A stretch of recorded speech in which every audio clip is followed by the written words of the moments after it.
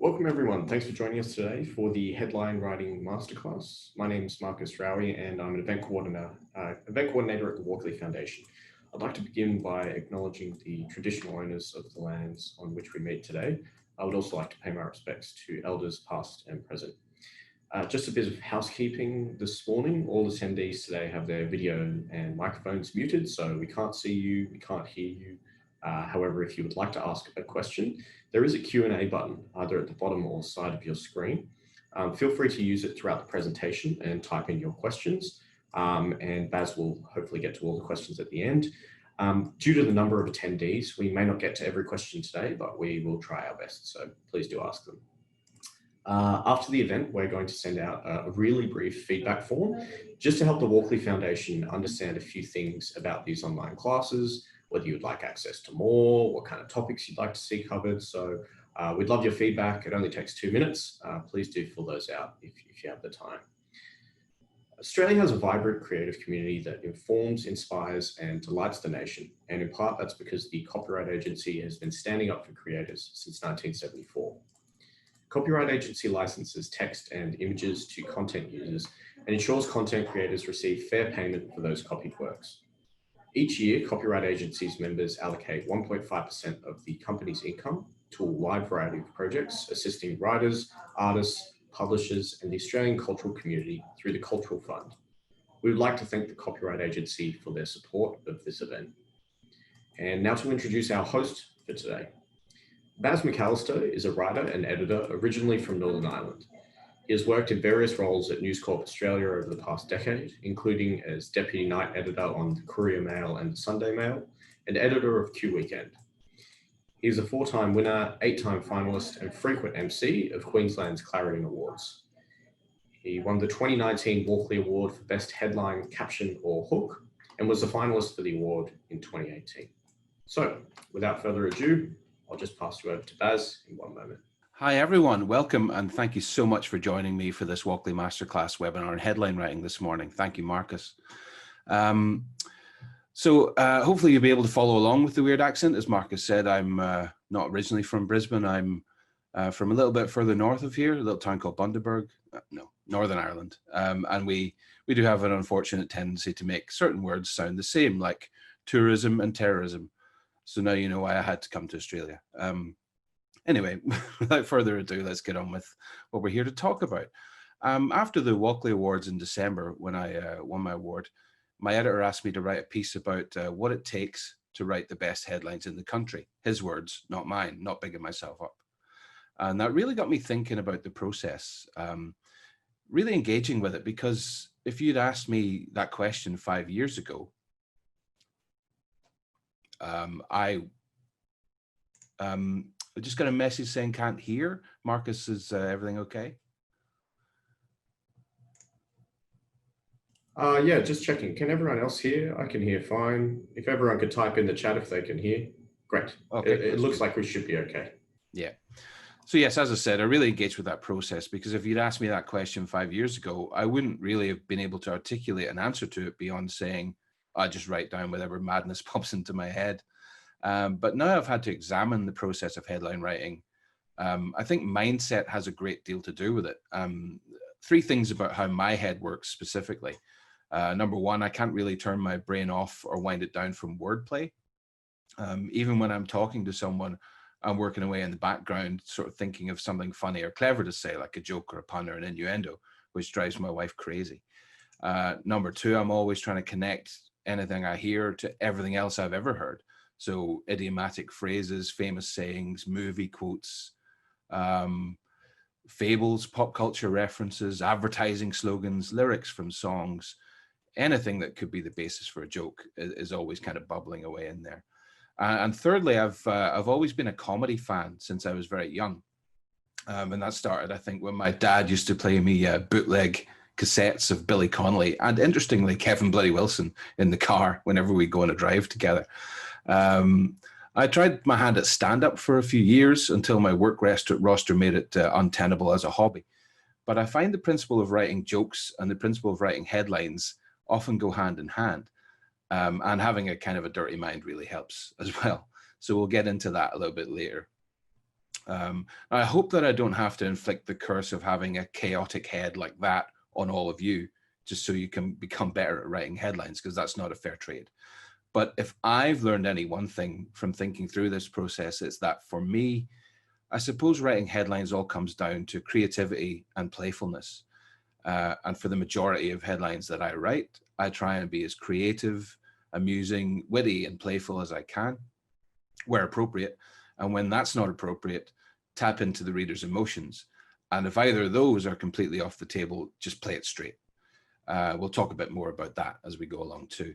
So now you're in my headspace as a headline writer. Let's talk about the aims of this webinar and how we're going to run through it. During the next half hour, I'll go over some of the basic rules for writing headlines and share with you some of the techniques I use to get results. There are a lot of wonderful production journalists and sub-editors out there who will not need to hear any of this, of course, but I do hope we have a lot of reporters in the audience for the simple reason that as more and more news organizations get leaner, reporters are more often expected to build their own stories, especially for online, add photos and captions, and crucially write their own headlines. And that's not as straightforward as it sounds.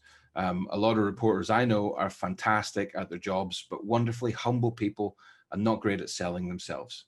Of course, there are some raging egomaniacs too, who have no problem with selling themselves. But primarily when you're writing a headline, you're selling the story, and you want to get as many eyeballs as possible on the words below the headline. Writing a headline, sometimes the closest a reporter will come to being in the advertising and marketing game. And I hope that I can offer some tips to reporters who aren't used to putting heads on their own stories and selling themselves to be able to do that a bit better.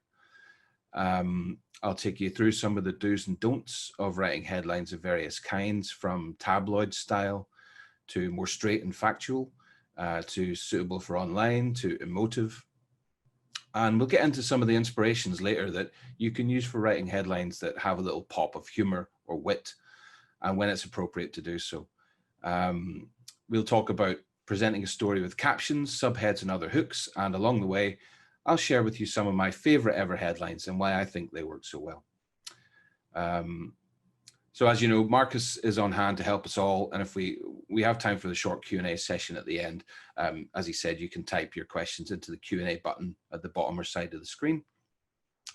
Just type them as you think of them, and I'll get to them at the end if I can. But I thought a fun way to to kick things off really would be to dive into the history of headlines.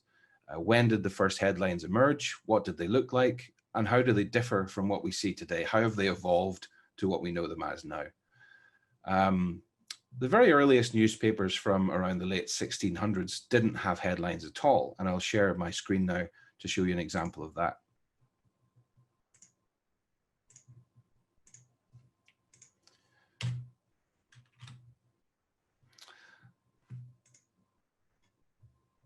So this is a headline from 1666, the London Gazette. And as you can see, there really isn't a headline. It's simply a rolling body of text that segues from one news story to another. So it kind of looks like a big block of text that's kind of difficult to penetrate for a reader, but I suppose if you were there in the day, you know, that's what you'd be used to. When early headlines do start to appear, they appear by around the turn of the 19th century. And they look pretty much like what we would call crossheads today. Not much bigger than the point size of the body text, and mainly used to break up those long columns of text, in many cases just pulling a few words from the intro of the following story. In the early days of printing, ink and paper cost a lot of money, and the aim was to just cram as much on the page as possible to reduce the size of the book, which was often just a 4-pager.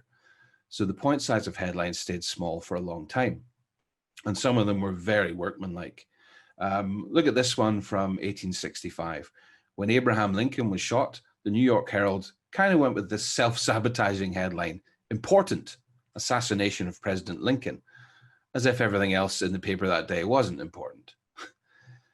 Where we start to get headlines that start to look a little more like the ones we know today is from the start of the 20th century, like this one. So as you can see, the point size is getting larger, but they're very, very wordy. Titanic sinks 4 hours after hitting iceberg. 866 rescued by Carpathia. Probably 1250 perish. Ismay safe. Mrs. Astor maybe. Noted names missing. It's like condensing the story basically into the headline.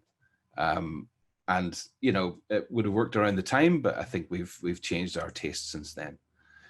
Then where we really start to get into what we know today as a headline is around the 1930s and 1940s. And that was really driven by competition between rival newspapers, particularly in New York City. The tabloids that were based there were among the first to try and outdo each other with these snappy, punchy, attention-grabbing headlines. And these also helped paper boys spook the newspapers on the street when they had a short, punchy phrase to shout out. So that short, sensational style spread to the UK and beyond. And the broadsheets generally have retained the more wordy, informational headlines. And not a lot has changed since then, except one very notable trend I'd like to point out. As we head up into the modern era, the tabloids have evolved their headlines to specifically try and get an emotional response in a reader to get them to buy the paper. So I'll give you an example of that. At the end of the Second World War, most newspapers around the world ran variations of this headline, "Hitler is dead." It's simple, it tells the story, it's not emotive in the slightest. Think about the kinds of headlines we would write today if such a reviled figure from history died. We don't need to go back so far to find some examples. In 2011, a similarly reviled figure, the Libyan leader Muammar Gaddafi, was deposed and killed by rebels in the Arab Spring. Look at some of the headlines that came out of that, especially in the British tabloids. "That's for Lockerbie," said The Sun. "A mad dog in life, but a cowering rat in his last brutal moments," said the Metro. And "Gaddafi gunned down in sewer, murdering rat gets his just desserts," in the Daily Express. "A coward to the end." You get the idea. Even many of the broadsheets went beyond their usual restraint to try and use evocative headline words and call him a tyrant or a dictator and highlight his bloody, violent, or brutal end. So as you can see, headlines can play a massive role in a paper constructing a preferred viewpoint or an emotional state for the reader before they even set out on the journey of reading the full story. And of course, now we're not only writing headlines for print, but for online as well, which is quite a different beast altogether. And we'll get into that. But first, let's stick with print, and we'll examine some of the simple rules and goals for writing headlines for print. As far as I'm concerned, headlines have one job, and that's to get the reader to want to read the story they point to. The best ones do this like a big flashing neon sign offering something irresistible. But imagine you saw a big flashing neon sign that said "free beer," and you walk into the place, and yes, there is free beer, but it's a thimbleful per customer and it's 4x gold. So it's technically true, but you'd feel really cheated. You'd probably be angry. So you can't get too fanciful with a headline or you'll make the reader feel cheated. The story has to deliver on what the headline promises. So this one job the headlines have is actually two jobs. They have to sell the story and tell the story. There can be a very delicate balance between these two aspects because with the sell, you automatically want to bring out the big guns to get eyes on the story. But with the tell, you can't tell the reader everything because they'll skip reading the actual story. It'll be like that Titanic headline. All the information they need to know is there. You probably won't read any further down unless you have a special interest. So you have to preserve some mystery. But the headline, all the same, has to be accurate and truthful. If you mess this part up, you're eroding the trust in the reporter whose story you're headlining, and by extension, your whole newsroom. So it's a delicate one, but you have to get it right. And with print, it's not just the headline that can draw people in. In the best cases, the whole treatment of a story, headlines, photos, captions, subheads, pull quotes, maybe graphic art, and of course the words, all work together to help each other. And it has to be aesthetically pleasing. That's why in print, you still have to worry about the shape of the headline, the actual look of it. You'll find yourself playing around with a lot of different ways of phrasing or brainstorming synonyms, all in the presence of trying to write a headline that fills out almost the entire space allocated to it. Or quite rightly, any chief sub or editor will flag it as a fail. in practice, a tabloid sensational headline and a straighter informational style headline are not that different to write. A lot of them use the same basic principles. So I'm going to go through some snippets of advice now, which mainly apply to both of these. Really important is to find the drama in the story and showcase it in your headline. The main driver of story is conflict. So if there's a conflict in the story, you'll want to make sure that the source of any conflict is played up in a headline. There are some wonderfully evocative Australian slang words for conflict that are all acceptable in headlines, like stoush or blue. And this is something I've learned in my time here, that you guys love to use slang in your headlines, and I could not be more of a fan of that. So yeah, use them all. Slang is good. It's accessible. It's relatable. Jargon, on the other hand, is bad. It can be alienating to a reader if you talk like a press release. So try and avoid that. If a story is written in inverted pyramid style, pretty much all the keywords you need to pay heed to when writing your headline will be in the first 3 paragraphs or so. So I find it helpful to pull these words out and write them down and use them as a kind of word cloud to work off when brainstorming your headline ideas. You'll be able to see which words work with each other, where you may be able to substitute synonyms that are longer or shorter or fit the space better, and so on. I'm fairly sure that's how I worked to get my headline for the state government delaying mining approvals for Adani because of the black-throated finch. When I had the words finch and mine written down together, that's where it occurred to me that they were close to inch and mile, and that's how I got to give them a finch and they'll take a mine. So it's just seeing those 2 words together juxtaposed can sometimes help your brain spin off. Crucially, if you're not the author of the story, obviously, make sure you are fully aware what the story is saying for your headline to be correct. I'll admit I've had some baffling business stories come across my desk. Don't be red-faced if you have to go to the reporter and ask for a bit of clarity. It might even help fix up the story to be clear to the layman along the way. So yes, be aware exactly what your story is saying, or you risk stuffing up the headline. This one's obvious. Use active voice and present tense. You've got to make the headline feel like it's happening now, despite the fact that the story underneath is written in past tense. And in general, stick to the same usual grammatical rules that you always would. Your own organization will have a style guide that will tell you which abbreviations are okay to use in headlines. So study up on that, because it might improve your repertoire of tricks when you're trying to fit all the information you need into that small space. You should avoid the use of common names or names that no one will know in headlines. Something like Trad or Palaszczuk in Queensland is fine, because you can only really be talking about Jackie Trad or Anastasia Palaszczuk. And that clues the reader into the fact that it's a politics yarn when they recognize those names. But using Smith or Jones in a headline, not so great, because there are lots of them around. Keep your headlines lean. Eliminate unnecessary words where possible. I read a study that analysed the parts of speech in the news headlines of the Jakarta Post from one day in 2019. And there were 43 nouns, 12 verbs, 2 adjectives, 3 adverbs, 10 prepositions, 1 conjunction. No pronouns at all. And that's a decent mix. So largely aim for nouns and verbs to drive your headlines. Man bites dog. Or if you're Trent Dalton, boy swallows universe. You know, keep your verbs short and punchy where you can. And don't use question marks in headlines. Any headline you have to put a question mark on basically is a question that can be answered with a no. If your headline reads, "Have we found Daniel Craig's replacement as James Bond?" question mark. Well, no. Otherwise, you'd say, "This guy is Daniel Craig's replacement as James Bond." So it's rumor or opinion, but it's not news. So try and avoid ones that you have to phrase as questions. If possible, don't bang in your first effort at a headline and move on. If you have time, always play around looking for a better headline. Believe me, if you don't, you might wish you had by the end of the shift, because headlines can disappear for any number of reasons. You never know when an editor might go cold on your headline. It might be as soon as they see it, might be a minute before deadline, or they might love it so much they steal it for the front page, which happens quite regularly at the Courier-Mail. Or a team of lawyers on the end of the phone might tell you that that's not a headline you can use. So always have a plan B. Sometimes it's appropriate to write a talking headline, which is often accompanied by a large photo of the person assumed to be doing the talking. It's not a direct quote from that person, but this type of headline summarizes the hook of the story and will use emotive and evocative language to draw readers in.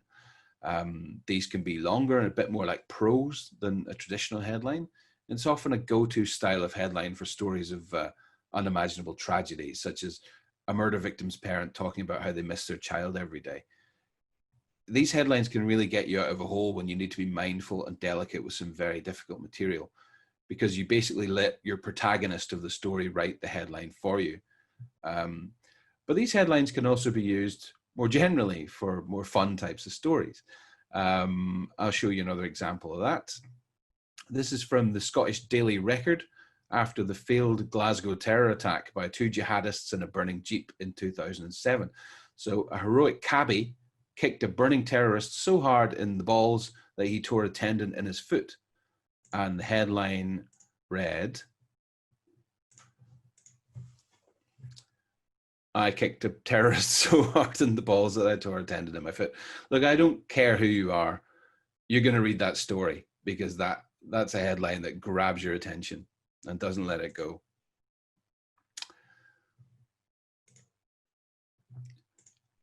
Once you've written a headline, make sure you get another set of eyes on it. I mean, usually this will happen anyway in a good organization. But if it's near to deadline and you're making late changes or you're in a rush, do get someone to give your headline a second look, preferably someone with a mind like a sewer. And there's usually someone qualified sitting just over there in any given newsroom. Because having a dirty mind, as I've said before, really helps you when you're writing headlines. Not so much in the writing of them, but in the discovering of ones that really should never get to print. A more instant soul might miss something that could be a very bad double entendre, like the now infamous one from the 2011 Gloucestershire Echo, which I'll just share with you now.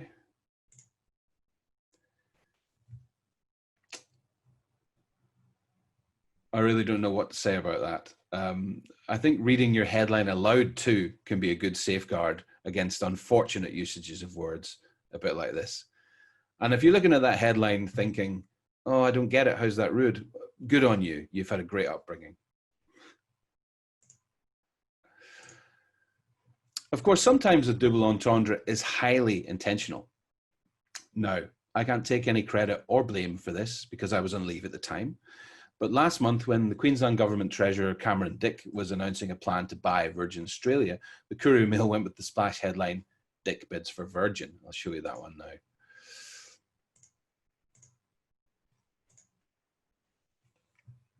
Now, you either love that headline or you hate it. But what I did see that day were a lot of people sharing the headline in social media all around Australia. Like whether they were saying it's funny and memorable and clever, or whether they were saying it was infantile and a death knell for journalism, they were still sharing it. And whatever you think about it, it really stood out and it got people talking. You know, it was probably the most talked about headline in Australia that week, maybe even that month during a pandemic. So yeah, if a double entendre is your aim and it suits the story and your editor is supportive and up for a laugh, then go for it. I think this headline's harming no one. It is puerile, but it's a bit of fun, and it definitely got people talking.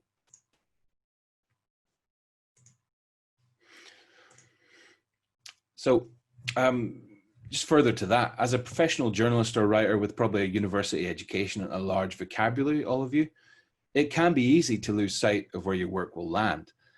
You look at the NT News, famously, their front page headlines are clever and fun, but they're never snooty, they're never aloof. They know who their audience is, and they write headlines to suit. But by the same token, know when to play it straight. Don't get cute with death ever. That one's self-explanatory. I guess the closest I got to breaking my own rule was when I wrote about the late hairdresser Vidal Sassoon's sad parting. I think I got away with it, which leads me to my next point. Break these rules occasionally. Please do. I'd like to talk about the tact maxim that American journalism professor Dr. Merlin Mann advocates. The acronym TACT stands for Does Your Headline Have Tact? Taste, Attractiveness, Clarity, Truth. Taste, is it in good taste? Anything offensive in any way? Can anything be taken the wrong way? Attractiveness, does it attract the reader's attention? Clarity, does it communicate clearly, quickly? Any confusion, any odd words or double meanings? And truth, is it accurate and true with proper words used? Now, far be it from me to gainsay a respected academic, but Dr. Mann suggests a single no to any one of these questions is a veto. I would sort of subscribe more to the viewpoint that if it's truthful and attracts attention, you can sacrifice a little bit of clarity to preserve the mystery, like I said before. And there's always room to sacrifice a little bit of good taste, as we've discovered. Your mileage may vary in your organization, but in any case, TA isn't as good an acronym as TACT. So yeah, if you remember TACT, you probably can't go far wrong. But remember, there is a little room for wiggling on some of those acronyms.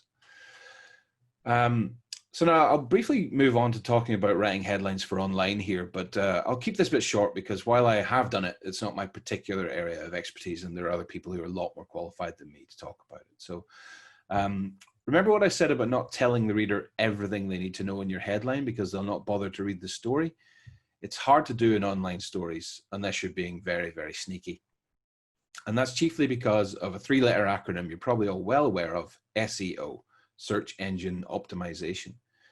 Because you're writing a headline that you're trying to get as far up the search engine listings as possible via the inclusion of keywords, you're essentially trying to write a headline that will please a human and please the search engine algorithm at the same time. And that's very hard and frankly not as much fun, but it is the future. So basically a lot of print rules do carry over to writing headlines for online, but the basic principles of SEO will change the way you structure a headline for online. Most importantly, you'll want to include keywords and phrases in the headline that relate to the subject of your story.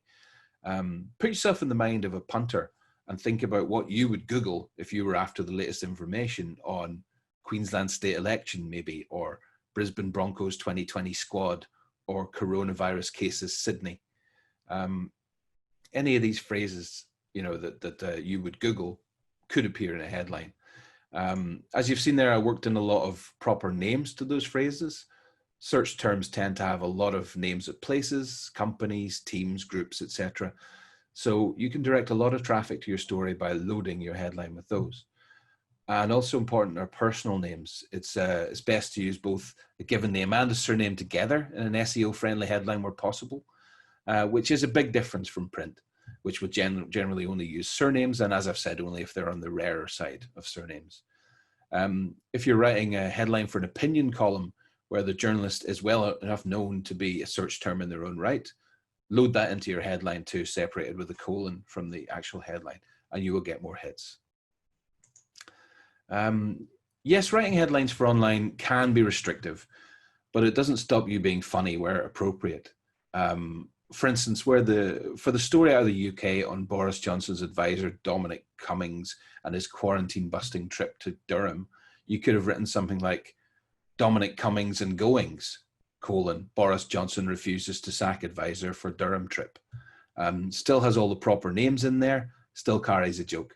So, you know, you can still have a bit of fun with these headlines when you're writing for online and still keep to the rules of SEO. So with all that said about loading your online headline up with SEO elements, be as sparing as you can. Maybe keep such a headline to 3 or 4 elements or phrases. We've all seen online headlines over 3 or 4 decks hitting 20 or 30 words long. And while yes, that might boost them up some search engine's algorithmic chart, they're ugly and unwieldy and clumsy and altogether not pleasing to the eye. Ideally, you will want readers to not have to spend half an hour on your homepage just scanning and digesting 30-word headlines before they click on any stories. So keep them short and punchy and limit them to 3 or 4 names or phrases. A couple of other things to keep in mind too when writing heads for online. Try and avoid clickbait style headlines where your headline just challenges the reader with something like, "You won't believe what Peter Dutton paid for his new house." And that's just flat out begging for a click. And you always, as a reader, end up feeling hoodwinked or disappointed or manipulated by that kind of headline. Because you know what? I probably will believe what Peter Dutton paid for his new house because he's probably loaded. So clickbait just tends to leave a bad taste in most people's mouths.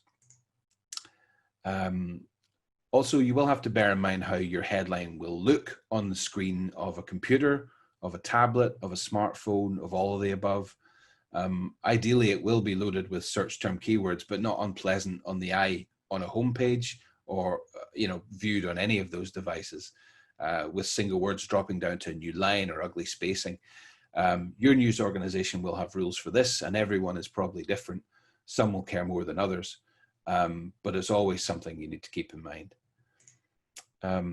More and more online headlines are being written around what will get retweets, what will get shares. And this is really important way that online headlines move through the news cycle. People sharing a story largely helps determine which news goes viral and which hangs around in the news cycle and which is just forgotten and is yesterday's news. Headlines alone can be really, really important in shaping the entire news agenda because, and here's a hard truth, 6 out of 10 people who share links don't even click on them before they share them to read the story. They're basically sharing a headline. It's true. According to a 2016 study called Social Clicks by computer scientists at Columbia University and the French National Institute, 59% of links shared on social media were not clicked on by the person sharing them, meaning most people retweet or share news without actually reading it. In their minds, the 6, 7, 8 word headline, whatever, sums up and reinforces their viewpoint. And because we're all beings made of ego now on the internet, advertising your stance on something is more important than actually understanding the nuances of it. So people just go ahead and share willy-nilly. The study's author, Arnaud Legoux, said, people are more willing to share an article than read it. This is typical of modern information consumption. People form an opinion based on a summary or a summary of summaries without making the effort to go deeper. An example of this happening is in 2019, Annie Renault of Upworthy wrote an online piece that ran under the headline, "Most domestic terrorism comes from white supremacists, FBI director tells lawmakers." It was published with a dead link accidentally that didn't go to the article, but went to a 404 error page. By the time the publication realized the error, this non-article that Renault had written had been shared and commented on thousands of times by people reacting solely to the headline, people who never clicked the link. Renault herself reckons the headline was enough for people. The reason they didn't click the link is because it was clear and descriptive and neatly summed up the story that she was trying to tell. She concedes that what would have gotten people clicking is a less clear headline, something like, which specific group of Americans produces the most domestic terrorists? The answer will shock you. But then what happens? You get accused of clickbait. So Renault says, if we write clear, concise, informative headlines, people don't read the article. If we write vague headlines that leave people with questions, people complain about clickbait. So in summary, it's very, very hard to win when you're writing headlines for online. It might seem like it's easier than print, but there's a lot more factors at play. So it's a minefield. Good luck. I want to talk at this point now about some inspiration for wordplay and humor. Finding inspirations for creativity and wordplay are really important to me when writing headlines.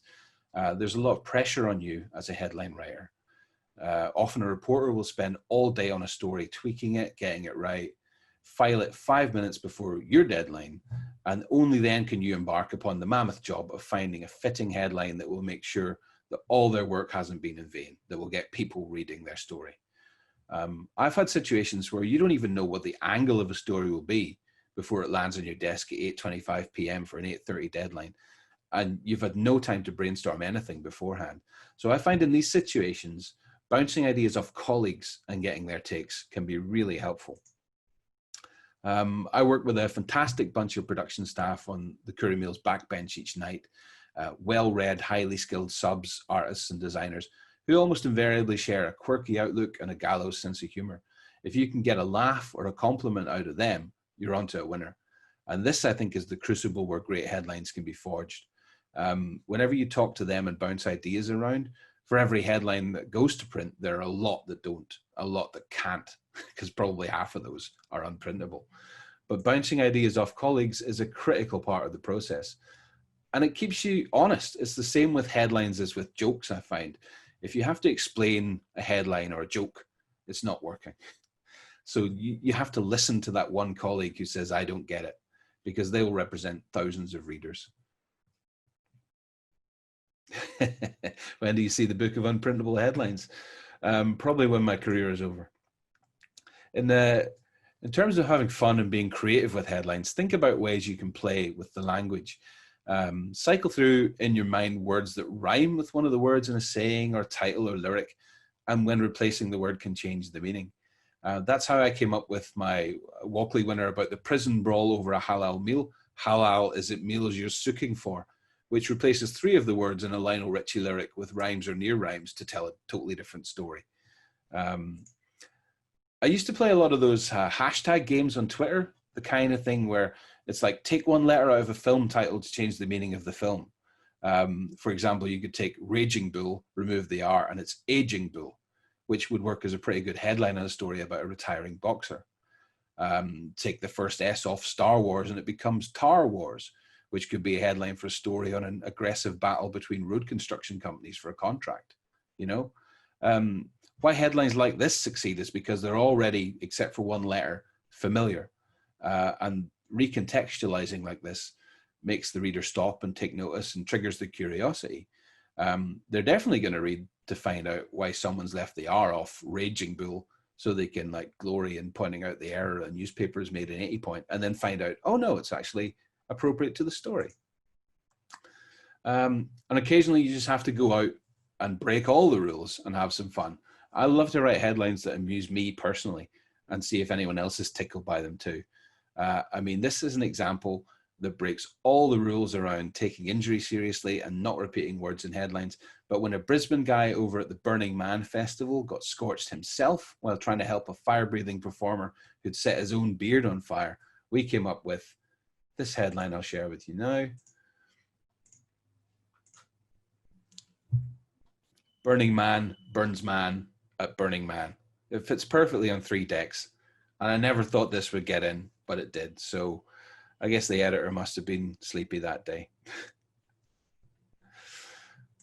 So I'll stay on the shared screen, and I'd like to wind up right now with some of my all-time favorite headlines. Just 5 of them, and I'll talk about why I think they work particularly well. Starting with perhaps my all-time favorite. Super Cali go ballistic, Celtic are atrocious, from the Scottish Sun in 2000.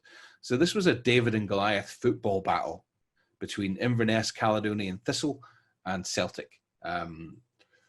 Celtic, of course, a very good team. Inverness Caledonian Thistle, not so much. Super Cali, nickname for Inverness Caledonian Thistle, had an unlikely win, 3-1. So the paper celebrated with a majestic Mary Poppins pun. But the story behind this one actually goes a little bit deeper. In the 1970s, the Liverpool Echo headlined a story about Liverpool midfielder Ian Callaghan delivering a win against Queen's Park Rangers. Super Cali goes ballistic, QPR atrocious. So this is a kind of a homage to that headline. But this was one of the first headlines I ever saw that made me really belly laugh. And yeah, I'll never forget this one. It's probably my first experience of realizing that headlines can be clever and funny. For my second choice, I'm going to go with one you probably all will know. Headless body and topless bar. It's one of the most famous headlines ever written. A perennial favorite from the New York Post in 1983.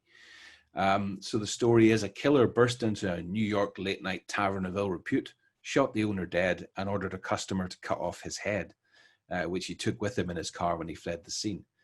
Now, I know I said the general rule is don't get cute with death, but this is one great exception that was too good to resist. It's a fantastic juxtaposition of words. The legend who wrote it was the late Vincent A. Musetto, and it popped up on Saturday Night Live and Letterman. He was asked on to discuss how he came up with it. And it became the title of a 1990s crime movie as well. Musetto had to fight to get this in the paper. I think first edition didn't run it. They went with something a bit straighter. But it works so well, and it's one for the ages. No one's talking about what the New York Times went with on the same day. Owner of a bar shot to death. Suspect is held. For my third choice, I've gone with this one. This one from The Sun is an example of those emotionally charged headlines about the death of a universally hated figure. There were many headlines around the death of bin Laden, as there were with Gaddafi.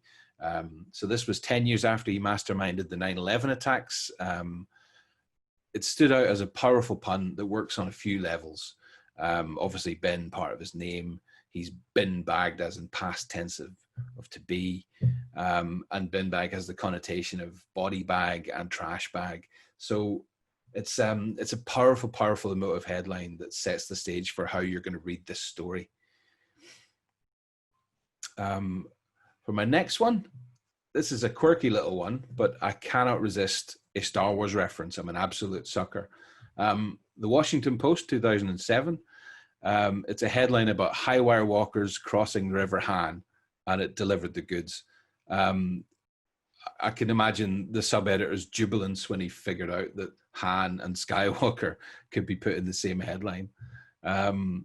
It's really clever the way it builds in two character names together and completely changes the meaning of them. And lastly, I'll share with you this one from the Evening Standard in 2017. So this is one of those headlines that it seems that you would just have sitting in your head, ready to go in case it ever happens. You know, you're thinking, hey, if Alanis Morissette's manager ever starts embezzling from her, we could use this headline. It's genius because this is Alanis's best known lyric from her best known song. So it really resonates out there as a pop culture reference, and it really, really works to tell you the story of exactly what happened. Like, I'm aware there are people listening right now who were in nappies when this song was released in '95, but I hope you guys get the joke too. And I think you probably will, because this one has kind of stayed around in the pop culture world. So that brings us to the end of my spiel. I hope this has been of value to you, and I hope you've gained a greater understanding of what makes a good headline, and just made you feel 8,000 years old. I hope it's added to your toolbox of techniques for crafting great headlines. And now it's time for the Q&A portion of the session. So if you'd like any clarification on anything, any more information, feel free to ask away. I think we have a couple of questions there already. From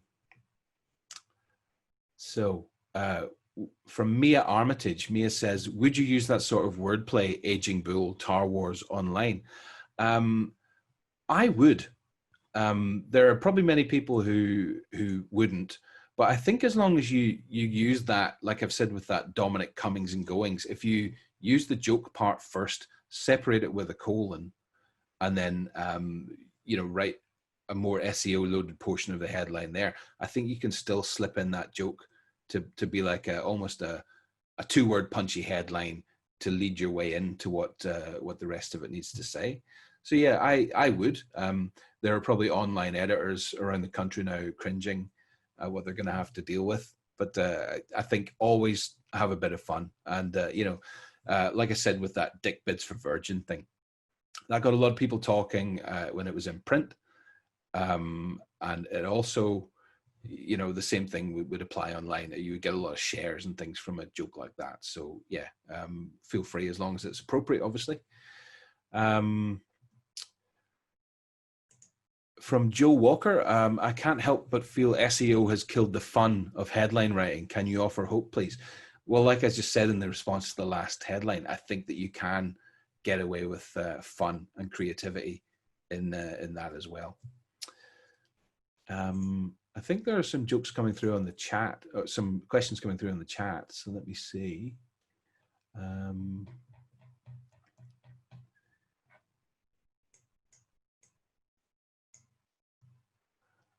From Charlie Rico, how far do you hold on to your jokes and headlines? Like, do you know when to back down?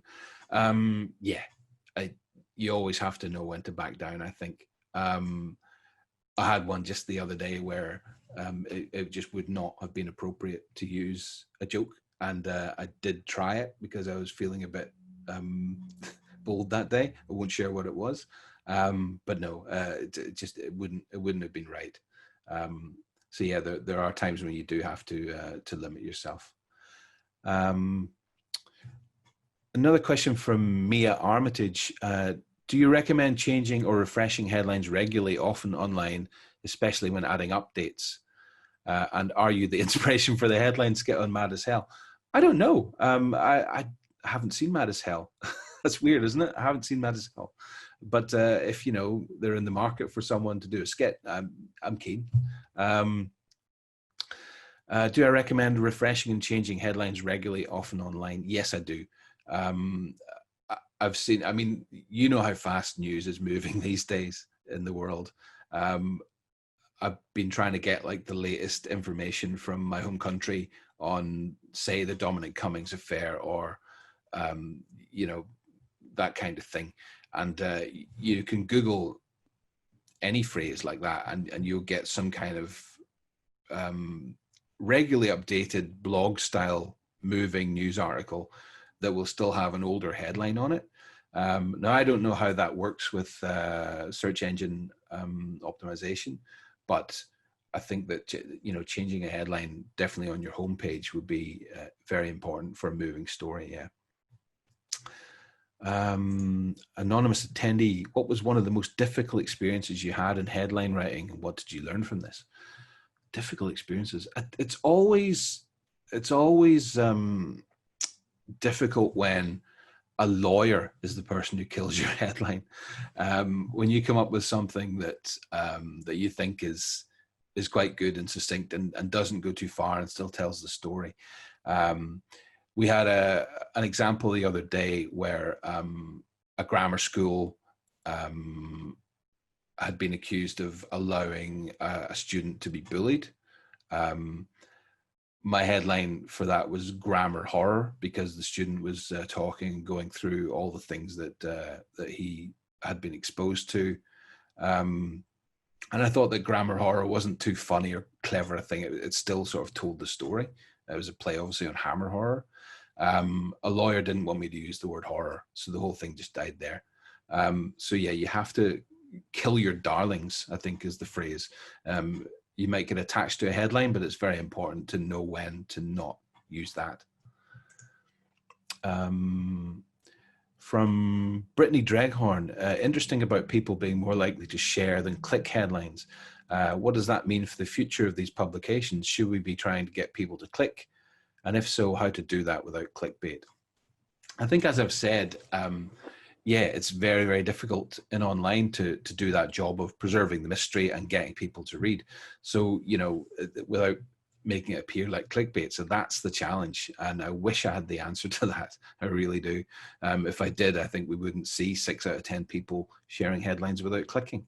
But I think that we just stick to that principle of being truthful and accurate, and maybe not giving away the whole story. That's the best we can do. I think that it's more of a problem with the readership in some ways than it is with what we're doing. Ruby Prosser Scully says, are there major differences in these rules when writing for trade and specialty publications? I think people who read trade and specialty publications would probably appreciate a good joke or pun like the rest of us. So, you know, go for it and be funny where it's appropriate. But I think that it's probably more acceptable to use jargon in those cases because people will expect it. That's probably the only major difference, I think. The rest of it can stand. From Angela Welsh, I work in communications for a law firm. Any tips for writing good headlines when they're being reviewed by lawyers before the articles go up on the firm's website? Be brave, I guess. Yeah, if they're being reviewed by lawyers, you can be as brave as you like because they're going to stop you from making any horrific mistakes. Yeah, so always put your best effort on the table. And I find as a headline writer, there's always going to be someone, whether it's a deputy editor, an editor, or a lawyer above me who's going to be able to stop me from making horrific mistakes. So I just feel free to be as creative as I possibly can and give my best effort. Zilla Gordon says, can you write a funny or playful headline to accompany technical or drier content, or will readers feel misled? I think that's entirely appropriate. I've seen some, I can't think of any right now, but I've definitely seen some technical publications use some very kind of witty headlines. And because, you know, the vocabulary for those headlines is going to be different, it gives you a whole different playing field for puns and wordplay. So why not use that? Play in that playground. How would you, Cynthia Carina says, how would you do a headline for today? Baz buzzes. Oh God, I need help. Well, I think on Twitter last night, I called this session my pandemic pundemic. So that's my headline for today. Have we got any more here? I don't think so. I think I've got through everything. Yes. So, Michelle Payne, I look after opinion pages. Any tips? Opinion pages are great opportunities for you to write those talking headlines that I said. If you can write a headline that appears to be the voice of the columnist, it's actually quite good sometimes. You know, I think that you can generally make it a more conversational headline that speaks directly to the reader rather than trying to be too clever. So, you know, it's all about going for generally emotive kind of headlines there, I think. There we go. I think that's everything. So yeah, thank you very much for attending, everyone. I hope you all got something out of this. I'll just hand over to Marcus to wrap up, but thanks again.